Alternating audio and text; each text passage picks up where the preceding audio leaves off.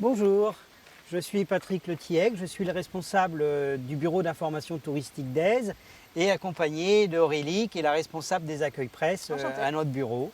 Et nous sommes donc ici à Aise Village. C'est un village qui compte à peu près 2400 habitants sur toute la commune. Et c'est une commune qui s'étend sur 700 mètres de dénivelé. Elle va d'Aise-Bord de Mer, au fond là, jusqu'à la Grande Corniche, à peu près 700 mètres d'altitude. Et vous avez environ 40 km de sentiers pédestres. Ici, nous sommes sur le sentier de Nietzsche qui relie le village à Aise-Bord de Mer. On l'appelle ainsi parce que Frédéric Nietzsche, le philosophe, a découvert Aise en 1883, au mois de décembre. Il a gravi ce sentier, il a dit que c'était une marche un peu difficile, mais il a dit également qu'il avait composé et terminé son livre Ainsi parlait Zarathustra sur ce sentier. Aise, c'est un village médiéval avec des ruelles qui épousent les courbes de niveau. Vous avez également une église baroque, un jardin exotique à son sommet dans les ruines du château d'où l'on domine une partie de la Méditerranée. Je vous invite à découvrir notre village par ici. Là, tu vois Aurélie, on a ici le blason d'Aise qui représente un phénix perché sur un os avec la légende Moriendo Renascor. C'est le blason d'une ancienne famille, une des plus anciennes d'Aise, les Figueira. Et Moriendo Renascor signifie en mourant je renais, en fait, qui est l'allégorie de cette persistance de cette famille qui est à Aise depuis 900 ans et ils y sont toujours d'ailleurs. Hein. Et là, nous arrivons dans ce que nous appelons ici à Aise la poterne, qui est l'unique accès au village. C'est une porte fortifiée et on voit bien, vous avez une première porte, une deuxième porte, un petit chemin de ronde. Et les boutiques à l'heure actuelle, à l'origine, c'était des corps de garde. Nous sommes arrivés dans le village et le village est construit sur un éperon rocheux avec des ruelles très étroites pour Freiner l'ascension des assaillants. voilà, économiser l'espace également. Vous avez des marches très longues, dites en pas d'âne, parce que c'était les ânes qui montaient tout dans le village, l'eau, les provisions. Et certaines maisons ici ont conservé leur trompe-l'œil. Là, vous avez par exemple une fausse fenêtre avec des fausses persiennes, hein, ce qui permettait aussi de contourner l'impôt sur les portes et fenêtres. Alors tu vois Patrick, ici c'est le château de la Chèvre d'Or. Donc ici à Aise, nous avons des étoilés Michelin, nous avons le château de la Chèvre d'Or et le Cap Estel. Et nous avons également l'hôtel Château Eza et les terrasses d'Aise qui est sur la route de la Turbie. Donc nous avons vraiment un très beau panel, une hôtellerie vraiment de renom et de luxe dans le village. Alors Patrick, tu m'avais demandé une fois la légende de la Chèvre d'Or. Oui, tout à fait. Alors c'était en fait une marchande de lait de chèvre qui vendait son lait sur le marché, qui avait ses petites économies, qui les cachait dans le village.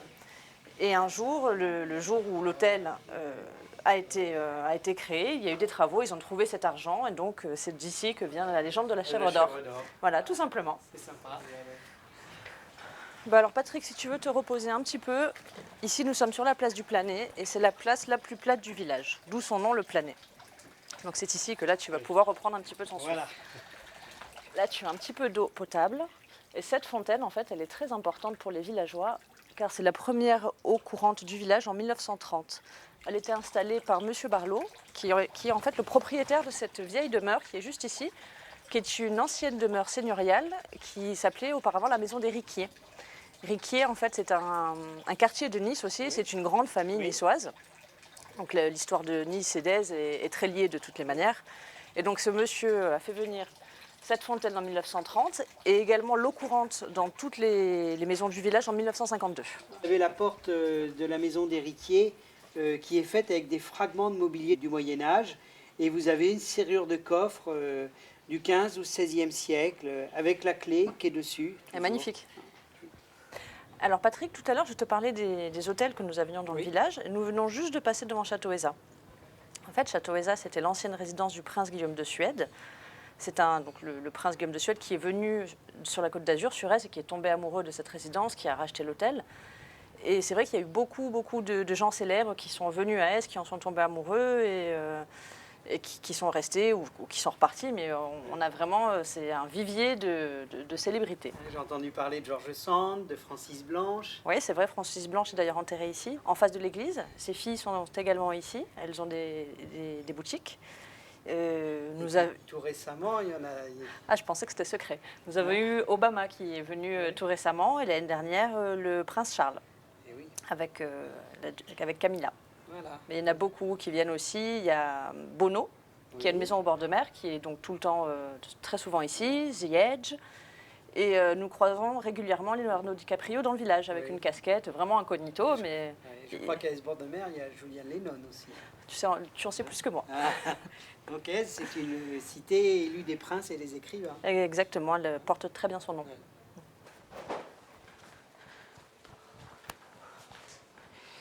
Et là, nous arrivons devant la chapelle des Pénitents Blancs, qui est le plus ancien bâtiment d'Aise. Les pénitents à Aise ont été fondés au début du XIVe siècle. En fait, nous sommes dans la période de peste noire en Europe. Et les pénitents blancs, avec leurs cagoules et leurs robes pour garder leur anonymat, aider les malades. Il en existe toujours, hein, c'est un ordre de laïcs. Et aujourd'hui, ils vont visiter les gens qui sont seuls dans les hôpitaux. Et dans cette chapelle, il y a un mobilier qui est très hétéroclite, et notamment une croix avec un crâne à sa base. C'est une croix espagnole du XIVe siècle. Et sur la base, c'est marqué en catalan « Tel que tu es, j'étais, tel que je suis, tu seras ». Dans le village, nous avons un mûrier blanc, Maurice Alba. C'est le plus vieil habitant du village, il a 120-150 ans. Et il est là, c'est un témoignage de l'élevage des vers à soie.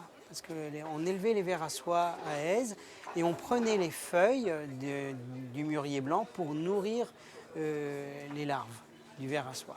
Et il y en avait 5 ou 6 dans le village, c'est le dernier qui reste aujourd'hui. On va au jardin, c'est ça? Ouais. Salut mon Bobby. Alors Aurélie, là nous sommes arrivés dans les ruines du château, au sommet du village, à 429 mètres d'altitude. Et depuis 1949, cet endroit est le jardin exotique d'Aise, où tu as des centaines de cactus, d'agaves, d'aloès.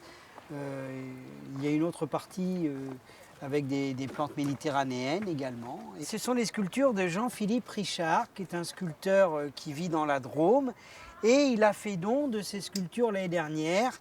Elles ont tout un nom, un prénom. Celle-là, c'est Isis, parce que le nom Aise viendrait, selon une légende qui n'est pas vérifiée d'ailleurs, de la déesse égyptienne Isis.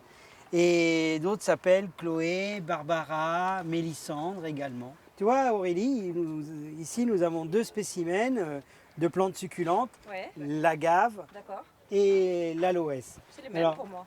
Non, l'agave a un cœur qui est fermé ici. Okay. Il vient d'Amérique centrale, Mexique.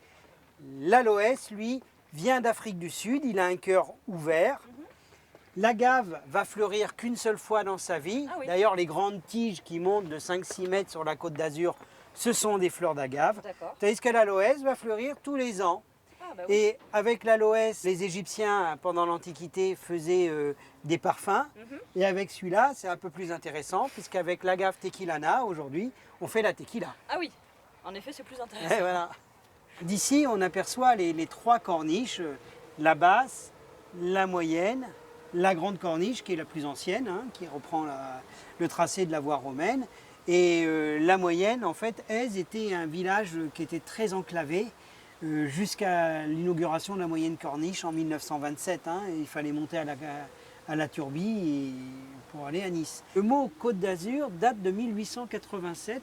C'est Stéphane Liégeard, qui était préfet de Nice, qui a écrit un livre, La Côte d'Azur, où il décrit toutes les communes et les villages de Hyères-les-Palmiers, comme on disait à l'époque, jusqu'à Gênes en Italie.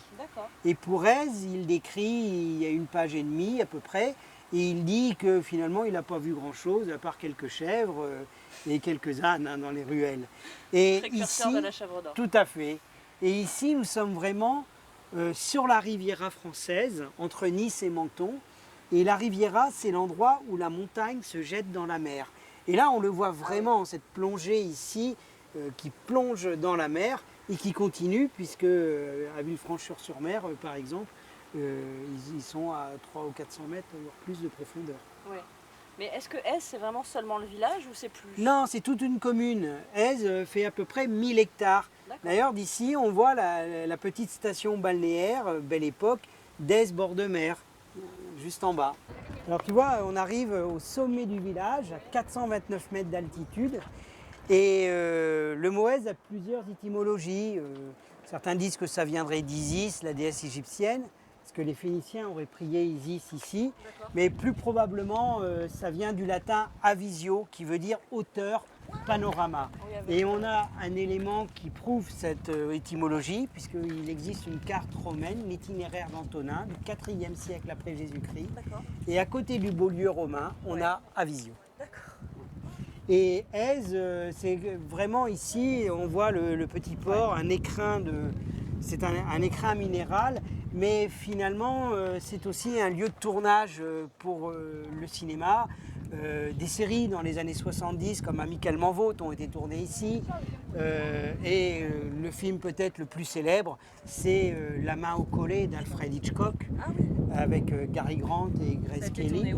Et la fin du film a été tournée ici, sur cette colline, au château Balzan. Et quand la fille, à la fin du film, tombe du toit et se tue, c'est ici. Alors nous sommes arrivés dans l'église Notre-Dame de l'Assomption, qui est une église baroque, bâtie dans la moitié du XVIIIe siècle.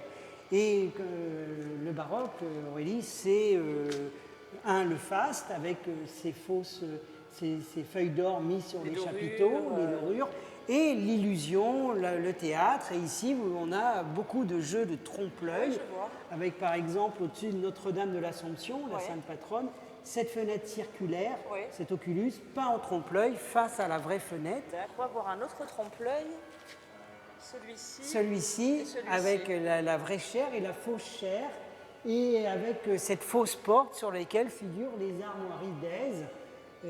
C'est un phénix perché sur un os, avec la légende Moriendo Renascor. Nous espérons que cette présentation d'Aise vous ait plu, et nous vous invitons à votre tour à venir explorer les ruelles d'Aise, où vous découvrirez des vieilles pierres, des endroits insolites.